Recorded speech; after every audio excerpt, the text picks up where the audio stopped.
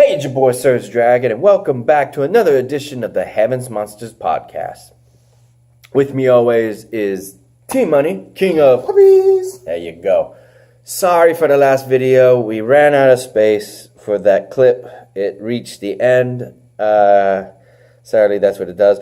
But just for those who are wondering who won that match in the Fatal 5-Way on SmackDown on New Year's Eve, it was none other than AJ Styles. Our boy Chris Petrie was happy about that. No title rematches. He got his rematch. He's getting it because he earned it.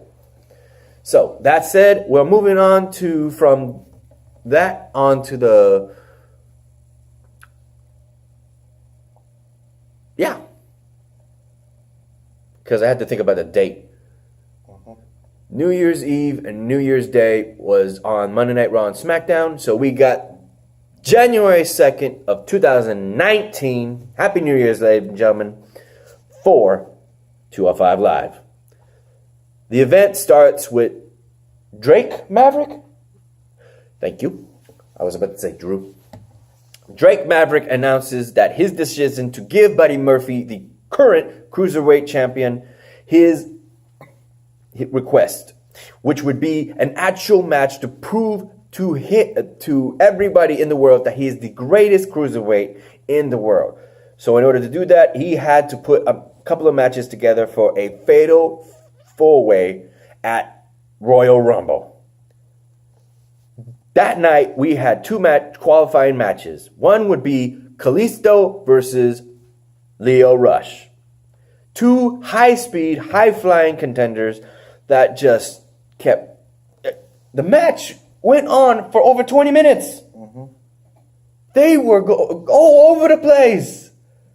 Back and forth, back and forth, back and forth. Stunt after stunt after stunt. And I gotta say, I loved it. It was good. I know some viewers might disagree, though. Yeah.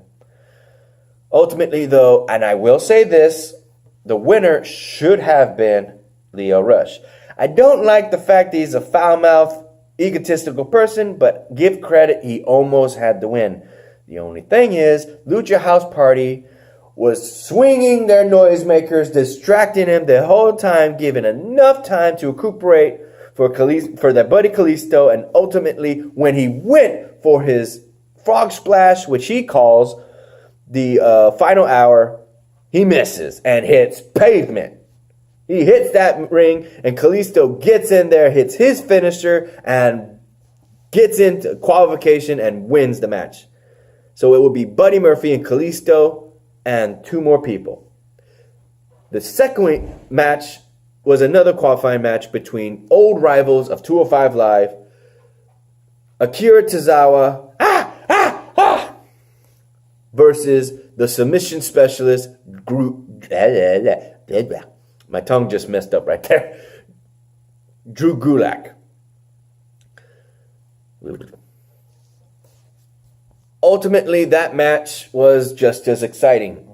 Between Akira Tozawa's determination and the constant different submission holds that Drew Gulak was just keep on putting on Akira, he kept getting out, and finally, he does this every time.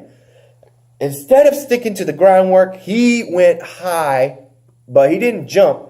He went high going for a supposed superplex. Got pushed off by Tozawa, and Tozawa went for his jumping senton, boom, and got the 1, 2, 3, qualifying him for that third slot in the Royal Rumble Fatal 4-Way for the Cruiserweight Championship.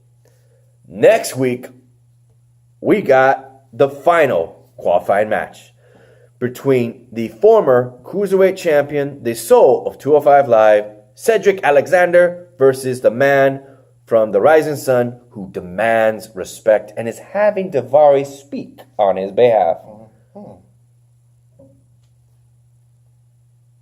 Hideo Itami.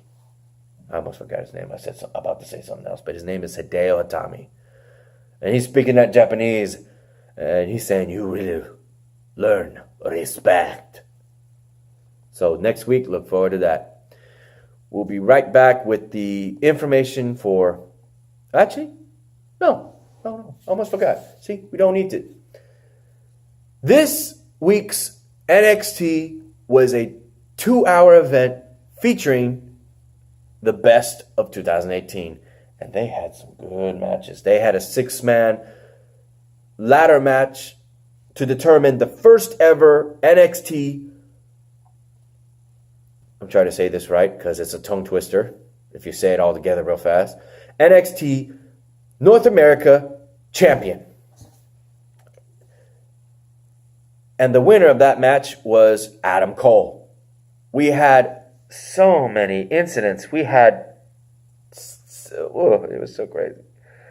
We had Sana Baszler. We had this. We had that. We're ready for the awards. Basically, it's the NXT's version of a Slammy, where you have a bell instead of a man holding up another man. Best of the year, we have things like best rivalry of the year, best match of the year, best female competitor, best male competitor. We had all this. Best breakout star, best future star, all that. And only one match between Matt Riddles and Cassius Ohno. Oh no, oh no, oh no. That's his theme music. The knockout, whatever he, I forget what he's called. The one hit knockout, I guess he's called. But he got, at freaking TakeOver War Games, he got knocked out and beaten in 5 to 6 seconds. One kick, one knee shot, bam, 1, 2, 3, you're done. This time it didn't end like that, but this time, and I could hear the people saying it, confirming it, he tapped out. He lost to Matt Riddles twice. Matt Riddles was being the king of bros, as he's being called, and even his theme music comes out with bro. I'm not kidding. He's a king of bros. He's a former UFC fighter. He's a damn good one, from what I can tell. He beat Punishment Martinez from Ring of Honor when he made his debut. Damn! Punishment Martinez is no slouch. And Punishment Martinez beat several people. And when I saw on the best of Ring of Honor, dude, he lost to the guy who is the monster Matanza Cuetos underneath the mask. Jeff Comba. I think his name is Comba, Combe, Combu, something like that. He's Samoan. And I think maybe Hispanic too. I could be wrong. I mean, why else would he be on Lucha Underground? But, and he's in Japan too, so he gets around. Goddamn. So, Matt Riddles, give credit to him. Because he was trying to give that guy a bro fist and say cool and stuff. But we always saw this coming. A lot of fans saw this coming. Cassius Ohno went heel and just beat the living hell out of Matt Riddles. And then does this. Can I hold your fist? Can I hold your fist? When he's knocked out like this, he takes his hand and does this. Just out of spite. That's all he wanted. He does that after he beats the living hell out of him. And that ended the match. It was only one match for the show because the whole entirety of the show was just to recap some of the best moments and nominees for all these things to come next week on who will be the best of 2018. And there's a lot of them. There is a lot of them. I'm hoping to see some, like what the McMahons and Triple H are saying. There's going to be a lot of good firsts. Well, don't put Mr. Shane and Stephanie because they're not impressed by NXT. No. I'm saying that what the competitors are coming to NXT, to WWE for Raw and SmackDown, we're going to have some good matches, man. You're going to enjoy some of these people. Yeah, I'm not kidding. If they have a spot filled for them. Other than that, some of them are going to have to go stay in NXT. And with that said, that's pretty much it for that. So give us a sec and we'll be right back with Impact. And we're back. We got ourselves a match. We started off with a, I think, the hell is this? God damn, I forget how many people were in that match. We had the Mac, Rick Swann, and the Rascals.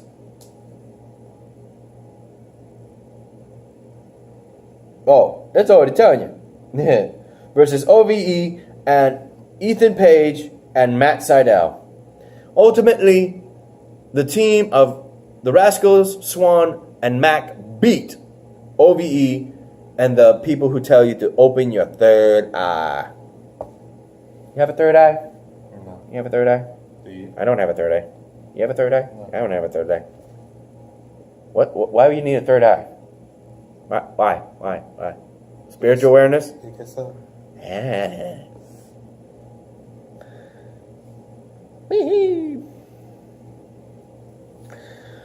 In that match, though,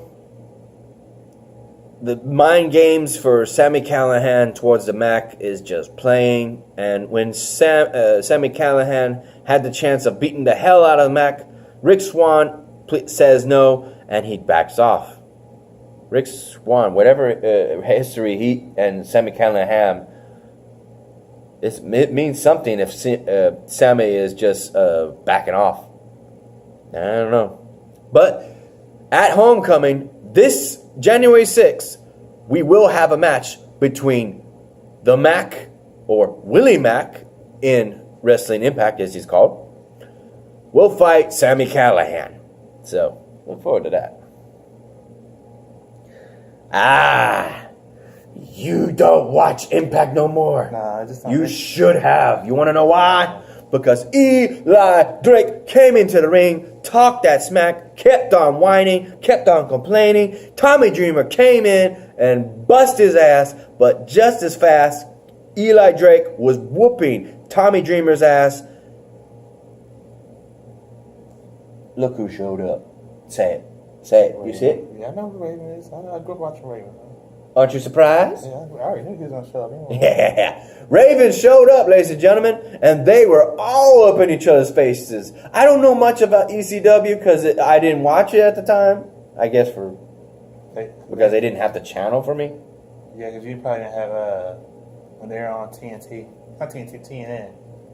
Yeah, I don't think I had that channel. It was cable. Yeah, cable. I didn't have cable. They had like the biggest feud in ECW.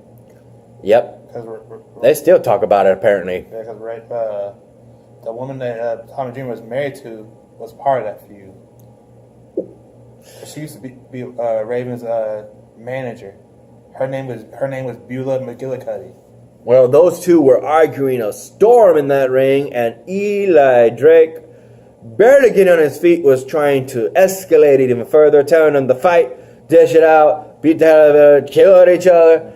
And they punch together. Eli Drake's face. Everybody was happy to see them actually fight together. How will this work with a monstrous ball at Homecoming with a biz for Eli Drake? I don't know.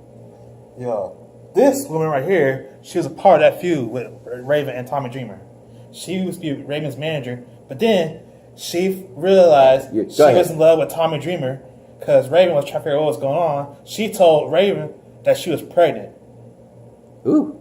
And Raven was thinking it was his baby, but it wasn't. And then he went after Steve Richards, and she told him that it's not his either. It's Tommy Dreamer's baby.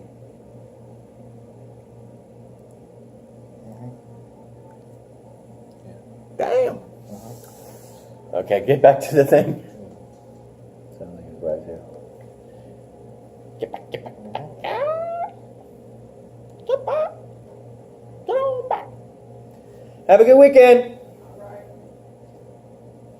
That's our co-worker. His ride came and it's come to pick him up. Okay, keep going. A match that would have all eyes on the stage.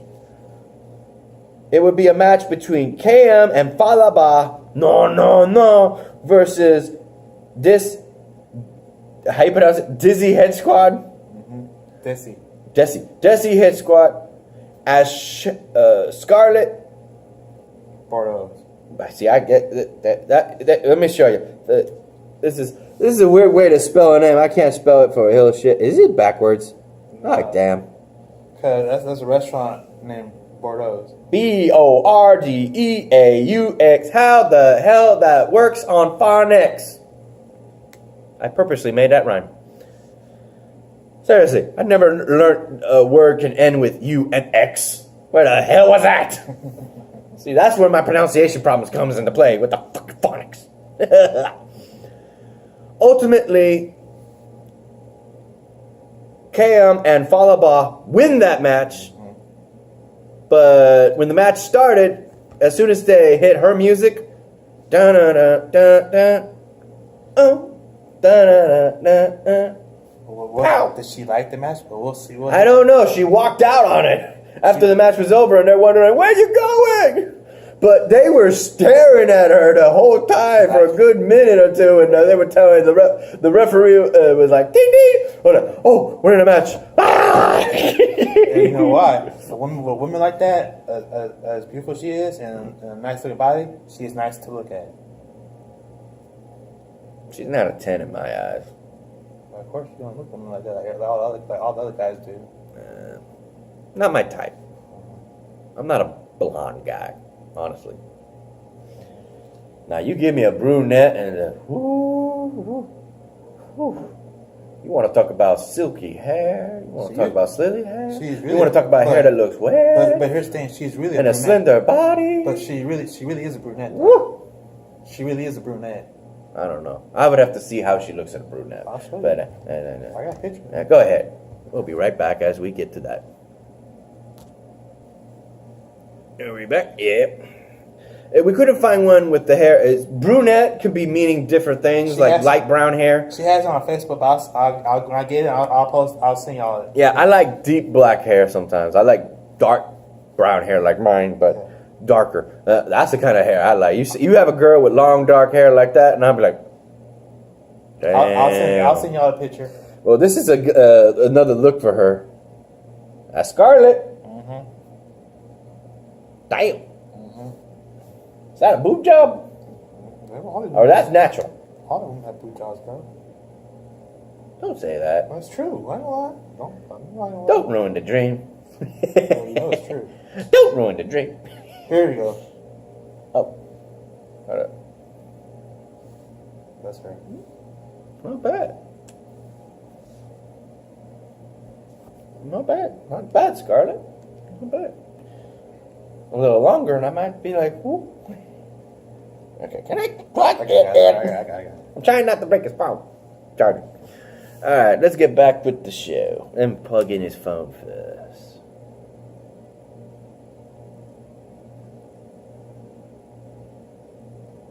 Alright, Bob. Skip. Okay, skip that. There we go. It would be a match between Dark Alley versus Korea Hogan. Ultimately, Korea Hogan gets the win by, it says here.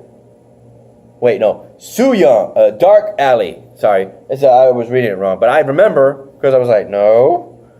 Dark Alley beats her friend, Korea Hogan.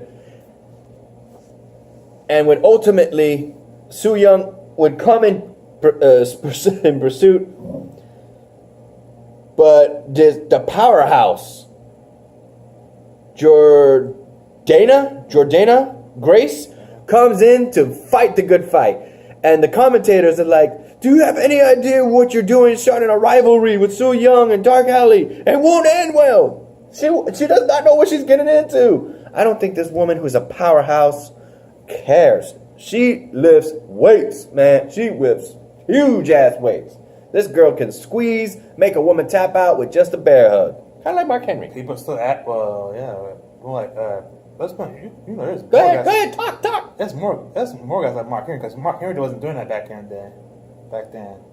Big Show was doing that. He was the giant. Yeah. Thankfully, Korea Hogan is not alone in the fight. Honestly, when I heard music playing, I thought it was Rosemary's Return. Nope. Yeah, he was still asking where is she gonna return. in the back, Trevor Lee was asking to have a match because week after week after week, he has not been getting any airtime. No wrestling matches. And he was saying he wanted a match, and they gave him a match with Killer Cross. Killer Cross, enough said, got the win. And then went on to egg on Johnny Impact, saying that he knows how he's going to help Johnny beat Cage and have him listen to him. It was just him beating the living hell continuously on Trevor Lee to a point, and I needed this image to remind me because damn, bro, that he brought in a cinder block and slammed it into poor Trevor Lee's face. God damn. Poor Trevor Lee. I mean, he's not going to get any airtime now. It took a lot of people from the back to come in and break them apart. And this is the Impact before Homecoming. Golly. The last main event, right? Yep. The last main event of the night would be the Lucha Brothers, Pentagon Jr. and Phoenix, versus the two men who will be fighting for the Impact title, world title. The current champ, Johnny Impact, versus the number one contender, the Machine, Brian Cage. They're teaming up against the Lucha Brothers? Oh man, what a mix-up. Sadly, despite their efforts, the Lucha Brothers defeat the champ and the contender. And they had some words for LAX. They said that with Conan being fearful of the fact that this was going to get hectic, they were right. This is going to be a match of respect. This ain't a good match about family. This is going to be a match about respect. And they're going to prove that they are the greatest tag team in the world. Conan just is worried about what will happen because, like, it didn't end well with Rey Mysterio and Humberto Guerrero. The LAX would later on mention their part, saying that they know they weren't going to have Conan behind their back. And the last time they didn't, they lost their title. They had a losing streak, but they had each other's back. So they're going to go in this match against the Lucha Brothers with everything they got. Courtesy of the Lucha Brothers beating Johnny and Cage, it would escalate where Johnny and Cage fight in the middle of the ring all over the place to everybody in the back. I mean, everybody. We're talking referees, security, faculty, the wrestlers themselves, everybody coming in just to break these two apart. And that would ultimately end the night, showcasing that this weekend on the 6th of January is Homecoming. Let's see where this truly takes us. Oh, man. What's going to be your most favorite match? Probably Johnny Impact match, whoever he fight. It don't matter. Me, I got to say that, but I want to also say that I got 3. We got, dang it, what was her name? We got Taya Valkyrie versus Taylor Blanchard or something. Right, see? It's not just me. Yeah, I don't have her first name. Taya Blanchard? Yeah. The current women's champion. And it will be Gail Kim as a special guest referee. That is just going to be interesting. I want to see Taya shut this girl up. She feels like she's entitled and everything. And she does. So I want her to shut her up. But Johnny and Cage, that's just going to be a good match. I don't care who wins. That's just a good match. And the Lucha Brothers and LAX, that too is going to be a good match. I don't know who's going to win. I want to say it's going to be one of my personal favorite wrestlers right now that I would definitely say is my top 10, Pentagon Jr. and Phoenix, I might root for them because it's going to be good. So with that said, ladies and gentlemen, I hope you enjoyed. I hope you have a good 2018. Oh, I breathe in wrong. It's 2018. Yeah, I hope you had a good 2018 and a happy new year for 2019. And hopefully we have more to come for our podcast. And for you, the viewers, to continue watching however you may come, however you may like or dislike. So, case in point, if you like this video, give it a thumbs up. If you didn't, give it a thumbs down. Hit that subscribe button if you like the content and hit that notification bell for the next Heaven's Monsters video. Thank you for watching. Happy New Year's, people. Happy New Year. And good night. Good night.